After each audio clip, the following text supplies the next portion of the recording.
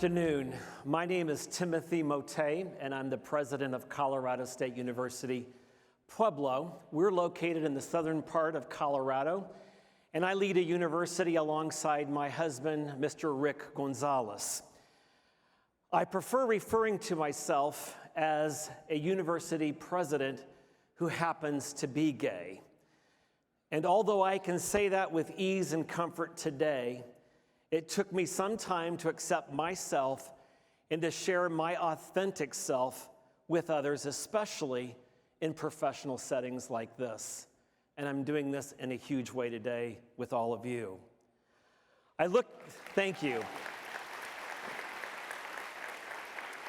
I look at my students today and want them to know that whoever they are, they deserve two things. They deserve to be happy, and they deserve to be successful. And as educators, it's part of our job to help them achieve that. Over the years, I've learned that there are three important things, or I'll call them conditions, that we all need to remember in order to ensure the well-being of our students.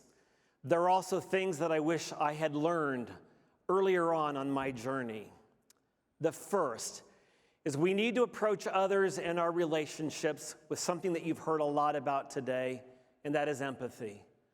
Empathy is our ability not only to understand, but to feel where and how another person is experiencing their life. I consider it a superpower. The second is our students need to know that they're not alone. And finally, there is room for everyone. Everyone belongs. Our students, regardless of who they are, they belong in our classrooms, they belong on our campuses. Of the three, I consider empathy to be especially important. As a gay young man, I learned firsthand how life-changing it can be. This is little Timmy Mottet there in the bow tie. This also tells you my age, a black and white photograph. But I knew in junior high that I wasn't like the other young men around me. Realizing that you're different is a hard pill to swallow, regardless of where you're living. I grew up on a hog farm in southeast Iowa, where coming to terms with my emerging sexual orientation was particularly hard. I grew up in a place that made it clear early on that being gay was one of the worst things you could be. In fact, it was the worst thing that you could be. Like many of you, high school was challenging. And high school is hard for many young people. But being surrounded by heterosexuality without any role models or support made it truly a miserable experience. Back in the day, we did not have policies in place to protect kids like me, and this made it a living hell. The abuse, both emotional and physical, it went on for years, and no one stepped in to help me. Some of my teachers looked the other way, and they saw me seeing them look the other way. There was no help for me at home either. I'm not saying that my family did not see me or love me, because they did see me and they did love me. I just knew that I could not turn to them for support. At the end of the day, I was completely alone, and I had no one. Looking back on it now, I wonder how different my life could have been as a young man if I'd had someone in my corner like a teacher. All I needed to hear at that time was that I am not alone and that it gets better after you graduate from high school. When you go to college, it gets a lot better. As educators, our empathy is essential for students who are part of marginalized communities. The data have shown that the LGBTQ students today are still experiencing the things I did at their age. They're hearing the biased language. They are being assaulted, and they're being discriminated against, and the numbers are chilling. Nearly 9 in 10 have experienced harassment or assault, and almost half have experienced cyberbullying. Nearly 3 in 5 have been sexually harassed at school, and over half didn't report what they'd experienced out of fear that the school would not intervene. And of those who did report harassment, 3 in 5 said that the school staff did nothing or told them to ignore it. And that echoes my experiences. How can we expect students to learn in an environment as unsafe as this? It is so easy to start using empathy in our daily interactions with our students. And if you're unsure where or how to start, I found a few things to be effective. In every conversation, you start by validating a student's feelings, where they are. Actively listen to what they're telling you and encourage them to speak by asking them open-ended questions. Most importantly, use what I've seen referred to as the platinum rule. We've all heard about the golden rule, treat others as you'd like to be treated. The platinum rule calls for us to treat others how they need to be treated. It is a just-in-time intervention. And today I want to point out that expressions of empathy are not only effective for the LGBTQ community, but also students struggling with discrimination because of their race, their religion, intellectual disability, just to name a few. Even students with problems in their personal or home life can benefit. Growing up, I felt marooned and was left to fend for myself. And that's something that I never want my students to experience, and it brings me to our second point. We do not have to go it alone. Of course, I didn't know this until much, much later. For years, I thought I would be the only one in my corner for the rest of my life. And it wasn't until I transferred to William Jewell College. It is a small liberal arts college outside of Kansas City, Missouri, that I realized that that wasn't true. I got in on a scholarship and was there for at least 2 years of my degree. I was one of those transfer students. And all of a sudden, I was living in an environment full of young people from across the United States and from across the globe. And I felt free. I could finally begin to breathe, like I was finally ready to become the person I needed to become, and I could not have done it alone. I don't know where I'd be today without the professors who pushed and encouraged me, including Dr. Lois Ann Harris, who would later become my mentor. And I wish I had a photo of Dr. Lois Ann Harris for you to see today. We had a little fire in our home, and some of that disappeared, obviously, but it would be a real pleasure for me for you to see Dr. Lois Ann Harris. Lois Ann was a communication professor at the time, and the prime example of what an inclusive professor could be. She was loud, she was bold, and she has a contagious laugh to this day. And immediately we took a strong liking to each other the moment we met, and she saw something in me that I didn't see. She and her husband, Kim, who was in the theater department, helped me to feel safe while loudly advocating for me. She truly invested in me, guiding me through those 2 years and helping me prepare for the rest of my life. My time at William Gill College allowed me to become the person that I needed to become. And my professors and the community of students around me allowed me to see that that was all possible. And part of what's so important about being there for your students, the way that my professors were there for me, is that they make it clear that you belong, which is the third and final thing I want to make sure our students know, that everyone belongs. Whenever I meet anyone on our campus, the words coming out of my mouth are, "Tell me your name." And then I say, "Anthony, it is a pleasure meeting you, and I'm glad you're here. You belong here." Those are messages that come out of my mouth on a regular basis. I've been asked in the past if my sexual orientation has ever caused any backlash or adversity throughout my career. And the simple answer is no, not that I'm aware of. In my 20 years in higher education, I don't believe it's been a problem again, as far as I know.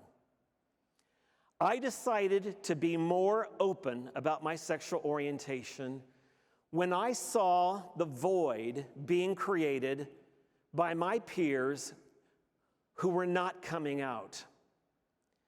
When I began introducing myself and my husband, Rick, it was much easier than I expected.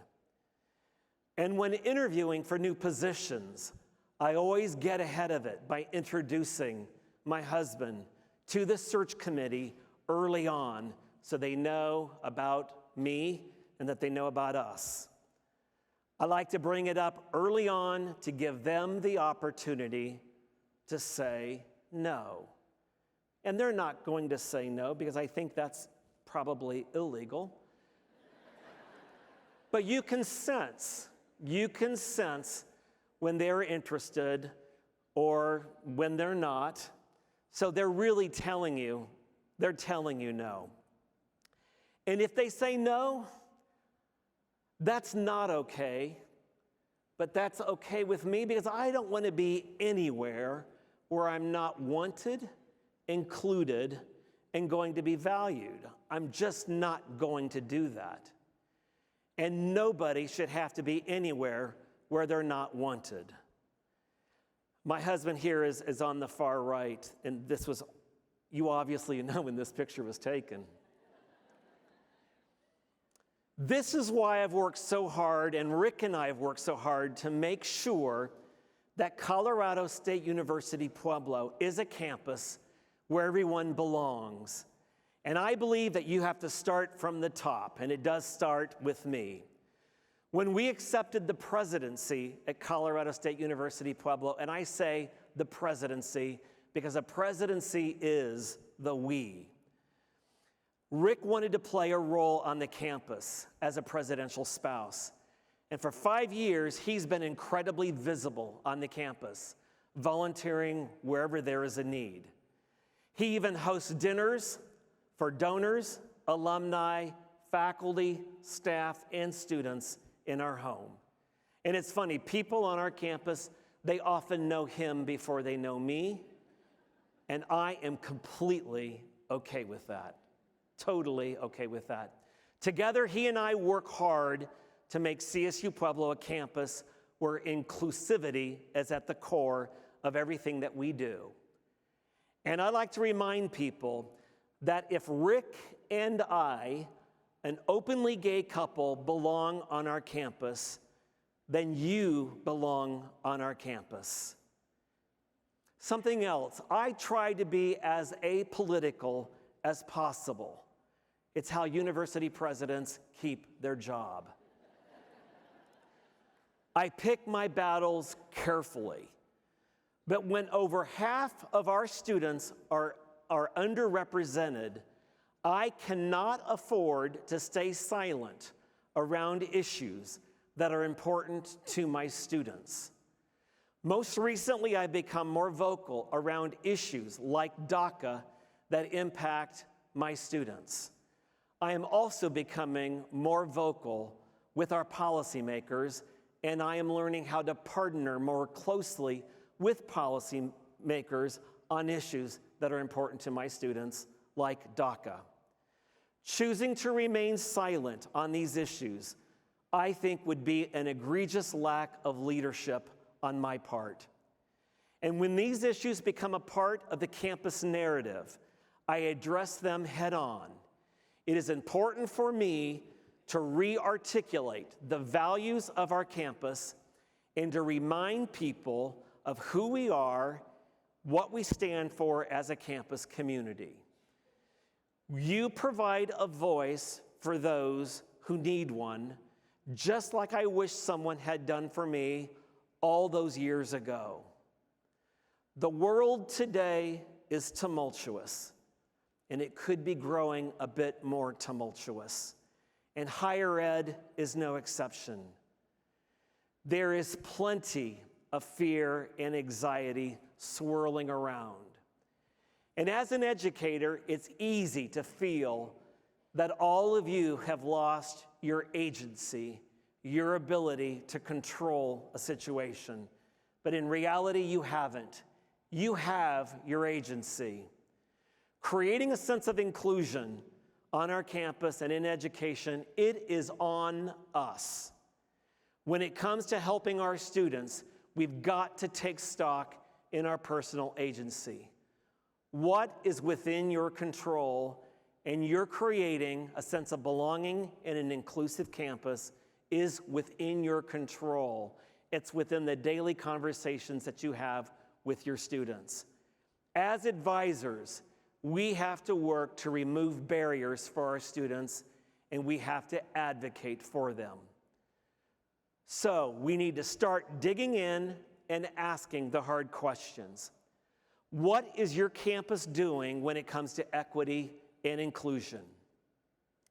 Get out of your comfort zone and use your voice and your position to lead the charge. You can because you have a sense of personal agency. I have hope for the future of inclusion on campuses across our country. The world today is so different than it was 25 years ago. It is so different that some students can't believe some of the things that Rick and I have shared with them. And here's an example. We were recently talking to a group of young students who asked us, when did we get married? And I said, we got married when we could, 2015. Do you know what their reaction was? They said, what do you mean when you could? What do you mean 2015? And I'm thinking, holy cow. That tells you the progress that we've made. They did not believe us. And do you know what they did? They Googled it. I was so insulted. We were so insulted. I'd said, we are two living gay men, middle-aged. We have lived this. You do not need to Google this. We are your content experts. They didn't get it. They didn't get it. But I tell you, we walked away from that conversation saying, holy cow, things have changed to a degree. While there's more acceptance than ever before, this is also important. The personal journey for students, I don't believe it's changed much. Many of our students today have not self-identified for a variety of reasons, and they continue to struggle on their coming out journey. It remains just as difficult and tortuous today as it was for Rick and me all those years ago, and that is unfortunate. Times have changed, but the personal journey, it is still incredibly, incredibly difficult.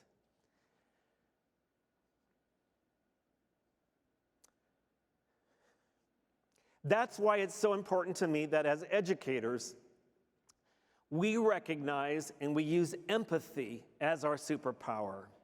We make sure our students know that they're never alone, and we cultivate environments in which everyone is welcomed.